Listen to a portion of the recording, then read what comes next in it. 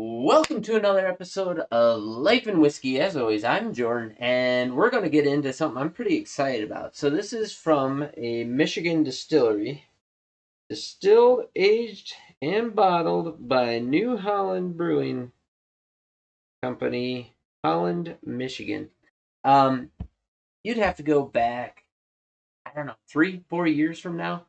Um, I've had one other of their whiskeys, and it was. Well, we'll get you some specifics here. Their uh, New Holland New Holland beer barrel bourbon, and I got that quite a long time ago. Paid $32.97 for it. It was underwhelming. It wasn't anything spectacular, whatever. It was when I was first kind of doing this channel, probably within the first year or two of this channel. Um, it was back when I was just grabbing bottles off the shelf and anything and everything I could get my hands on. So I didn't think much of it. So then, I don't know if you've noticed or not, but on this channel, I follow Dan and Sean, the Bourbon Junkies, SLB base, SLB Basement Bourbon. Um, Guys. I watched some of their stuff and I'm kind of hit and miss as to whether or not my profile lines up with them. Um, Daniel with the shoot, what is his channel now? It used to be Whiskey Tribe. Now, don't know what it is. Um, Rex and Daniel, down in Texas there. Um, Anyways, those are the guys that I kind of used to follow and still do follow somewhat, looking for recommendations of things that I think I'm going to try or where I'm going to spend my money so that I can bring you stuff. Um, the New Holland distilling stuff is not super widely distributed. It's a Michigan-based distillery. This Dragon's Milk, Sean was raving about from the Bourbon Junkies, gosh, 2 or 3 years ago, and I want to say it was a distillery-only release back then. There was no way in the world I was going to get my hands on it. He was raving about it, and I think that was not a bottled and bond product. I could be wrong about that, but I put it on my list way back then, and I thought, man, if I could ever get my hands on it. Well, I believe this year they started distributing some of that a little bit wider. Either that or somebody bought it or reselling it or something. I don't know exactly what the reasons that I was able to buy a bottle of this were. Don't really care. The simple fact that I was able to, super happy with that. So, and this was the Dragon's Milk Origin bottled and bond. Um, and I bought it from Keg and Bottle, and I paid, what did I pay for this? $74.99. So $75. It's kind of a spendy bottle for me. We're getting up there. I have high expectations. I have tasted this, and hopefully, considering I'm coming off the heels of all that, hopefully what comes through in this is what I experienced with that, uh, or with it the first time. Um, we'll see. I love that they have a synthetic cork in there.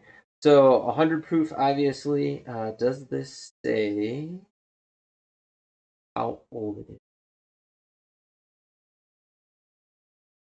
Give me just a second here. Blah, bottled and bonded, minimum of 4 years, yada, yada, yada.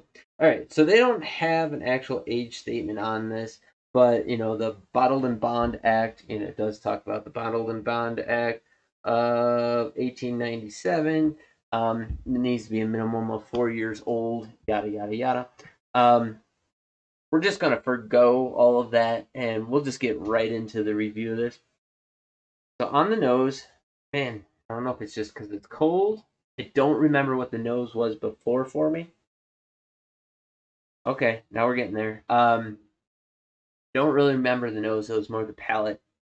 But on the nose, the ethanol's kind of coming through with a sweet caramel, with almost a boy. There's a cookie during Christmas time, and I don't know if it's anise or what it is, but it's it's a round little cookie, typically covered with powdered sugar. I want to say it has the chocolate maybe that goes with them, but it has a bite to it. I don't know if it's anise or cream of tartar or what it was. Hmm. But it has a very similar smell to that. And it might be anise, but it's not quite black licorice, so I don't know what it is. But like baking spices, like think Christmas in the kitchen. If you were making all sorts of different cookies and baked goods, the whole variety, all in one glass. I mean, I'm getting like cocoa powder, cinnamon, clove, um, a little bit of nutmeg, kind of some allspice in there. I mean, just baking spices. If you were to put this in front of me, completely blind, and I had no idea where it was coming from, and all I did was smell it, I would think that this was some kind of rum. It really does. It doesn't have. The only thing that it's missing from rum is that classic rum nose of just, sugar. I mean, it doesn't smell like sugar, but like all rum, all rum seems to have just one note that I can't describe as anything other than rum. They all have it, and then it's only once you get past that that you start getting any of the other nuances and stuff of these, and it just smells like rum. So minus that, that is what I'm smelling in this dragon's. Just these baking spices and goodness, wow, that cap's really on there. Oh, yeah. Um, so it's kind of around the edges, but it's just baking spices. It's very unique. I've never smelled a bourbon smells anything like this. Now that time I got a Tootsie Roll. There's all kinds of just these weird notes that I have not gotten in bourbon before, and definitely not together, which makes this extremely exciting for me as a new adventure. Okay, so going in on the taste.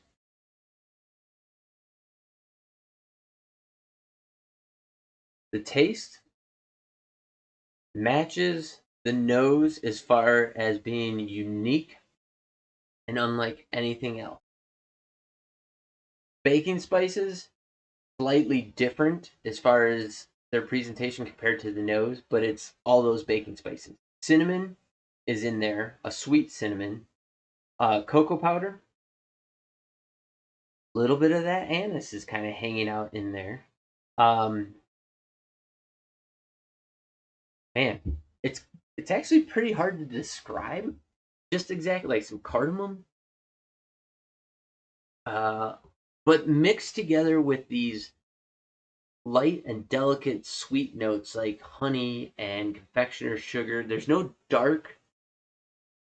That's not true. There's a dark molasses where the molasses is not super sweet, sugary sweet, but has the characteristics of molasses in there. Like the only way that I can describe a lot of these things are like if you've ever had flavored vodka that didn't have sugar in it, where you get the flavors, the essence of whatever the thing is, but without any sweetness to follow it up. Or if you've had like carbonated waters that have flavors without sugar added to it, without sweeteners, where once again you get the essence of something without.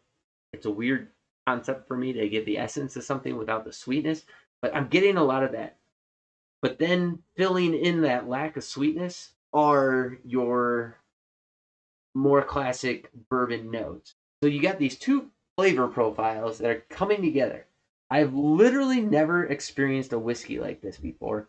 Um, it's absolutely phenomenal. If you can get your hands on, oh, there's that Tootsie Roll again, just in the nose. If you can get your hands on this bottle, it's well worth it. I mean, even at $75, this is worth it all day, every day. Um, it's very interesting. So well done, New Holland. You guys are crushing it on this one. And I'm glad that you were hopefully able to distribute it outside of Michigan, and that's why I got this bottle.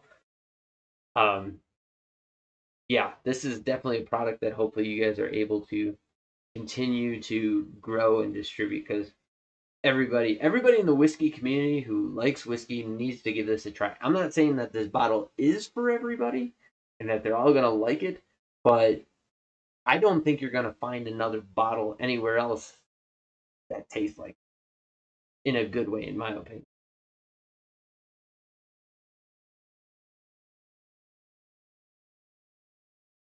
That sip was completely different than the first one. That was sweet, a little bit of that Tootsie Roll, but with a slightly more bitter, dark chocolate component to it.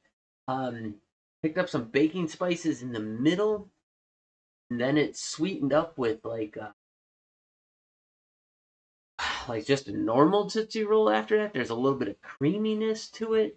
The proof's not blowing it out of the water. You do get just a hint of oak in there with all of that. I mean, there's so much stuff going on in this that I really can't explain anymore. Um, I think if I were to do a full pour of this and sit for half hour, 45 minutes with it, this tastes like something that in time the flavor profile is really going to change. You're going to get the same notes, but the order and the magnitude of each of those flavors are going to get switched around over time. That by the last the last 10 minutes of that drink is going to be so different than where you started. True exploratory whiskey, something for somebody that's looking for an experience, that they're not just looking to pound down a shot or a one and done. I mean, I'm fanboying over this, so sorry about that. Like, cheers to you, New Holland. You guys crushed it. This really is phenomenal whiskey. Yeah, I'm glad I got this bottle. So go ahead, drop in the comments down below. Have you been able to get this bottle anywhere? There's no way I'm ever gonna find this in Wyoming. That is 100% sure. Um, but I found it online, pagan bottle, $75.